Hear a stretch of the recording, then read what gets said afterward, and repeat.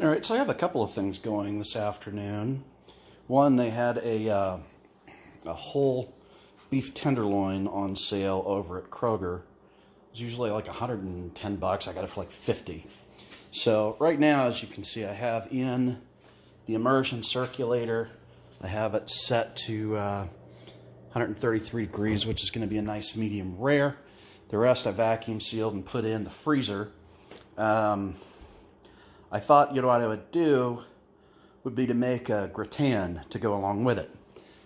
So what I'm doing here is I've got some Yukon Gold potatoes, and right now I'm just peeling them, and then as I go, I'm slicing them into some water using a mandolin. One of the things I highly recommend are these gloves. They're gloves that you can get that don't cut. So you don't have to use this obnoxious thing on your mandolin. If you're not familiar with using a mandolin, you should get one because you can get really cheap ones. And the reason that you would use them, as you can see, I can get them very thin and very even. All of the slices are the same, which means that they're going to cook the same, which is what really in all your cooking you can learn, is that even equal sizes or comparable sizes will tend to cook at the same rate. So the next thing I'm going to do is I'm just going to take a baking pan, little dish. Forgive me, I'm doing this just holding my phone trying to do this. And I'm going to butter it. So let's talk a little bit about what the heck is a gratin. If you're not familiar, maybe you grew up in the Midwest and at all the potlucks people made potatoes au gratin, right? Or something like that. That's a gratin. All it basically is, it's layers of potatoes and salt and pepper and cheese and cream, basically. As far as cheeses, my preference is Gruyere, which is a kind of a Swiss, a little harder than that, but you could use whatever you want. No, not whatever you want. I have used some Pecorino Romano in it before, or Parmesan Reggiano also works okay in these as well, but I like the flavor that you get from the Gruyere. Next, we're just going to mince a little bit of garlic. I have about 3 cloves. This is all part of what's going into the sauce that we're going to pour over everything at the end. So I've got some garlic. We'll have about a pint of heavy cream, maybe a cup of half and half that'll go in it as well. And then I'll also grab some thyme and some nutmeg and salt and pepper and some of the Gruyere as well. I've shredded up the Gruyere in the meantime.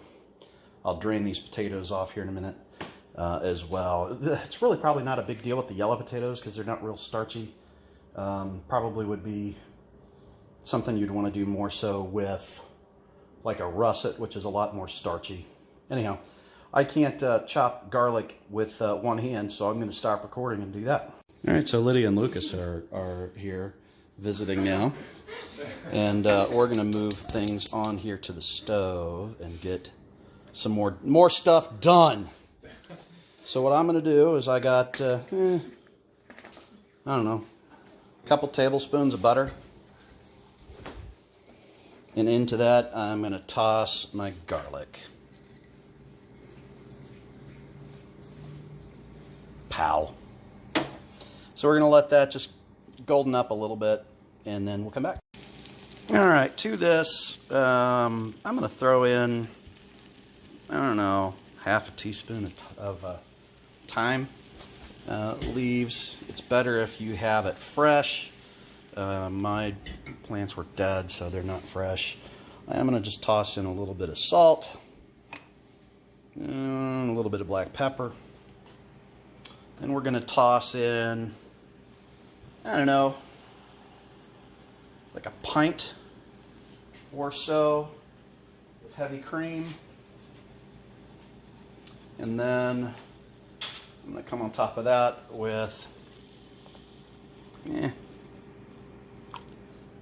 half a cup to a cup of half and half, roughly. And then take some of my Gruyere. Not a ton, But I'm going to throw some of this into my sauce as well.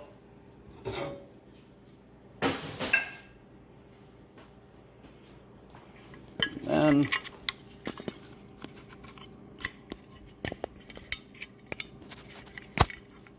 we'll grate some nutmeg in here, shall we?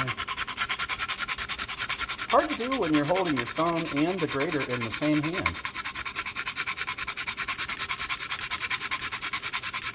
If you're not familiar, whole nutmeg tastes better than the stuff that's already pre-ground.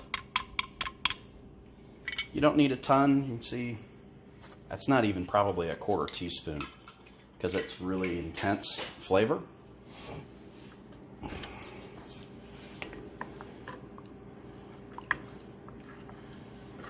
Now I'm just going to let this simmer.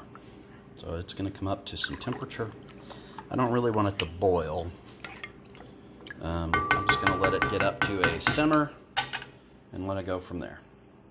In the meantime, we're going to drain the potato. Alright, so now we'll just construct. Dad, I just thought of this because they have Frosty the Snowballs. Did you see that Frosty the Snow released recipe? For what? Biscuits. Really? Yeah. Nice. Like the raspberry jam goes on? So basically all I'm doing here, as you can see, I'm doing a little slight overlap. The jam goes on. I heard you, little turd. So once you get a whole layer down,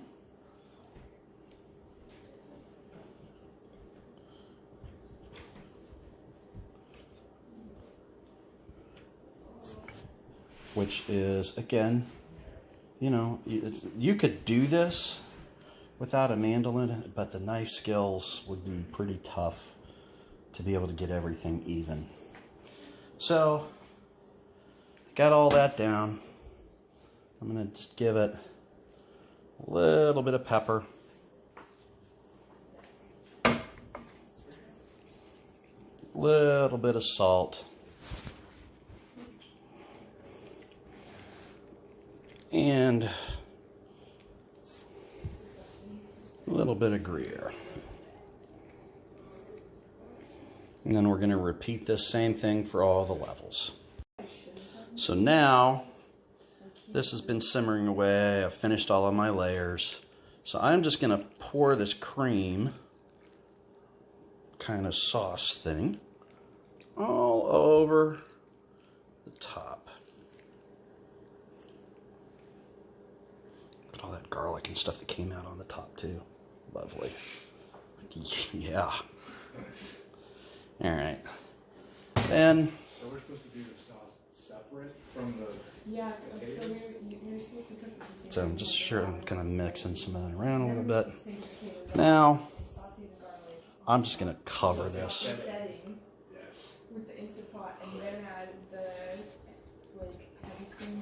It's funny that I'm making this. Lyd and Lucas apparently did a gratin in Lydia's. Lydia got one of those cult pots that Lucas got her. And turned out pretty well, I guess, but I still like the old school way of doing this. All right, so that's all set. So we're going to put this into a 325 degree oven for 90 minutes till it's all brown and bubbling on the top. All right, so it's been, I don't know, hour and 15 or 20 minutes, I think. That's what you're looking for. Nice, golden on the top. I'm going to let that cool before I cut into it. That's going to stay hot for a while. You can see how it's all bubbling away there. I don't want, if I cut into that right now, it would just go everywhere. If you let it cool off a little bit, it's easier to cut pieces out of it. By the by, here's the final outcome. We have my tenderloin, and there's the gratin. I was going to make some other veg, but it just didn't happen.